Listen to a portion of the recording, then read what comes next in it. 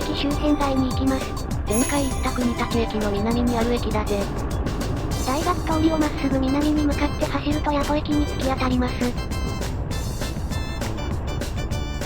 この前方の桜通りを横切ると谷保駅まで470メートルほどだぜ。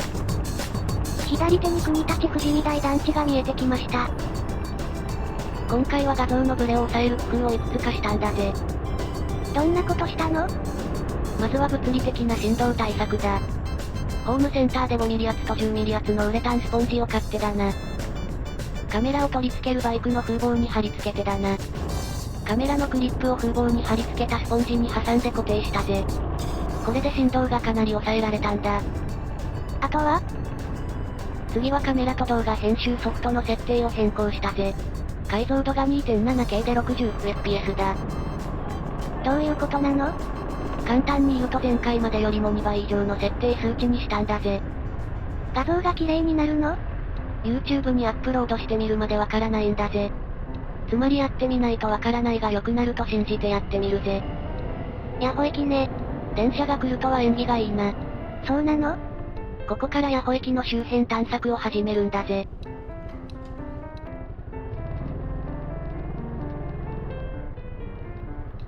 まずは駅の近くから見ていきましょう。定番の飲み屋と飲食店だな。焼肉屋に中華に和風の居酒屋。もちろんインドカレー屋さん。マッサージ屋に学習塾。最近は定食屋さんがあまりないわね。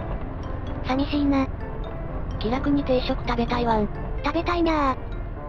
仕事帰りに電車を降りて家庭的なご飯を食べて。健康的だな。日本人に油物は体にきついからな。酢の物とかいいね。トマトジュースもいいらしいな。定番の駅の両脇にある踏切ね。理由はないけど踏切の形が好きなの。なんでかな？機能美かな？わからないの。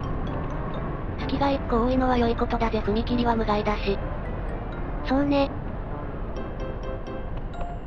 スナックがあるな。未だに飲み屋の分類わけがわからないんだぜ。最近はさらに種類が増えてコンセプトバーとかあるね。法的に細かい基準があるんだろうな。原動機付き自転車は取り回しがいいね。軽いから直して歩くのも苦じゃないぜ。それに多くの駐輪場で 125cc のオートバイが駐車可能だものね。駅地下において電車で移動も可能だしな。行った先ではレンタル電動自転車で移動もできるな。便利になったね。いつか電動自転車をレンタルして動画を撮影したいぜ。電動自転車に乗ってみたいね。お母さんたちが子供を乗せて風のように走っているのを見るとすごいと思うぜ。最初見た時は怖かったけどな。急いでいるのよ。そうだな。レストランもあるわ。老舗らしい。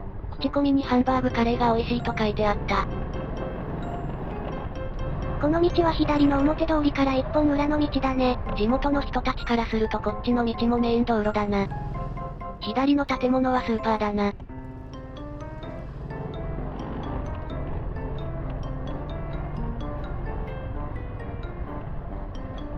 スーパーに隣接する野菜屋さんはいいね。負けないぞーって感じ。野菜屋に隣接する肉屋もいいな。負けないぞーって感じ。お、この駐輪場はバイクが置けるぜ。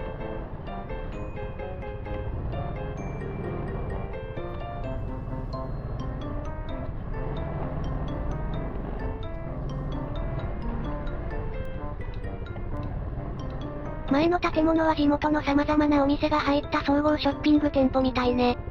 団地の窓が見えない目隠しが住民に配慮があっていいな。ハロウィン。ハロウィン。ハロウィンはアイルランドのお祭りでしたがアメリカにアイルランド移民が渡ってからアメリカにも定着しました。もともとは地域の収穫祭とか火祭りとかお化けとか魔女とか魔法とかそのようなものがキリスト教の聖人を称えるとかと混ざり合ってできた祭りです。キリスト教的には異端のお祭りだからあまりキリスト教とは認めたくはないようですね。キリストは魔法を使わないものな。あの辺特有の気候とかに関わる伝統でしょうね。ちなみにアイルランドはカトリックでお隣のイングランドはイギリス正教だ。キリスト教になる前はその地域の生活に関わる独自の宗教があったのでしょうね。日本だと生ハゲとかが近いかな？青森県の生ハゲは年内行事で季節のものだな。神道でもないし仏教でもないな。でも信仰のようなものは感じるぜ。アイルランドの周辺は一年中曇り空でジメジメしているから収穫が終わると暗くて寒い時期に入るでしょ。そうすると暖炉などで火を使うことが多くなるし近所の人たちがみんなで火を囲んで集まることも多くなったでしょ。それが年中行事のお祭りに変化していったのかもね。収穫が終わって薪を蓄えるなどの冬支度が済んでだなほっとしてみんなでお祝いをしたんだな。それで神様に感謝したのね。キリスト教は中東の砂漠の文化だからちょっと違うんだな。キリスト教も日本で布教し始めた頃はキリストは大日如来と同じと言ってたしね。すぐに嘘がバレて怒られたらしいな。渋谷のハロウィンは仮装がメインなんだけどね。渋谷は服飾関係とかヘアカットデザイナーとか PC デザイナーとか映像関係とか美術やものづくりの若いデザイナーが多くいる街だからな。趣味と実益を兼ねたお祭りになっているな。仮装するメイクやヘアメイクや服作りは主要にもなっているんだぜ。でも騒ぐだけの人たちも集まってきて暴れるからつまらなくなってきたな。目的がわからなくなると伝統にはならないな。ハロウィンから話が広がるね。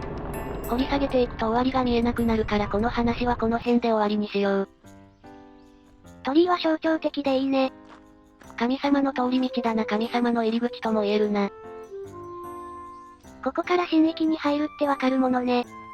人に対する結界の目印ね。11月3日6時はおかがり火祭りだな。やっぱり日本でもこの時期は火祭りだね。火の神様はありがたいからな。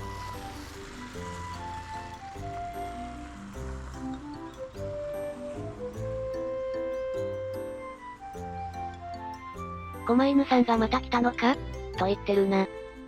気のせいよ。そうだな。緑に囲まれた社を見るだけで価値があると思うのよ。社の裏から見てみよう。これが本殿。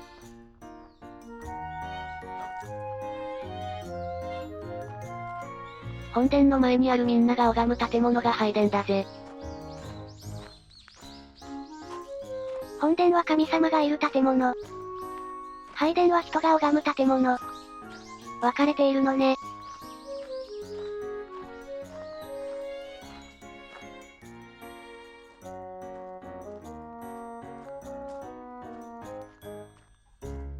矢保神社の敷地内に梅の庭園がありました。矢保と読むんだな。そうなの。もともとこの地域は矢保村だったんだけど駅ができた時に矢保と読み方を変えたの。でも神社は元の読み方で矢保天満宮ね。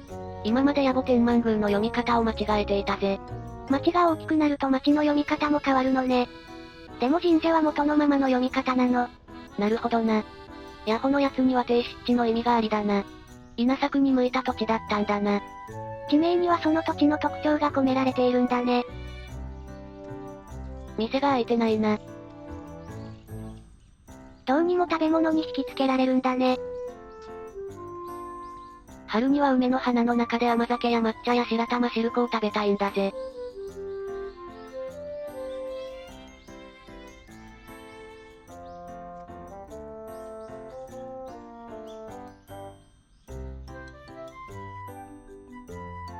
今度来る時には売店の営業日を確認してから来ましょう。ネットから確認できますよ。そうだな。バイク動画はこれで終わりですがこの後に Google マップでの解説動画をやります。見に来てね。ゆっくりしていってね。やっほい。やっほい。最初に国立駅から大学通りを南に走行して八穂駅に行きました。主に八穂駅前のこの辺を探索したぜ。最後には八穂天満宮を歩きました。八穂駅の位置関係を説明するぜ。北の国分寺市から時計回りに府中市日下立川市に隣接しています。八穂駅のすぐ南に甲州街道があります。南には多摩川が流れています。八穂駅から矢川駅と西立川駅を通って立川駅に行けます。南武線で府中本町駅を通って川崎市に行けます。分倍河原駅で京王線に乗り換えれば新宿方面と八王子方面に行けます。大学通りを北にまっすぐ行くと国立駅にぶつかります。この図が谷保駅のある国立市になります。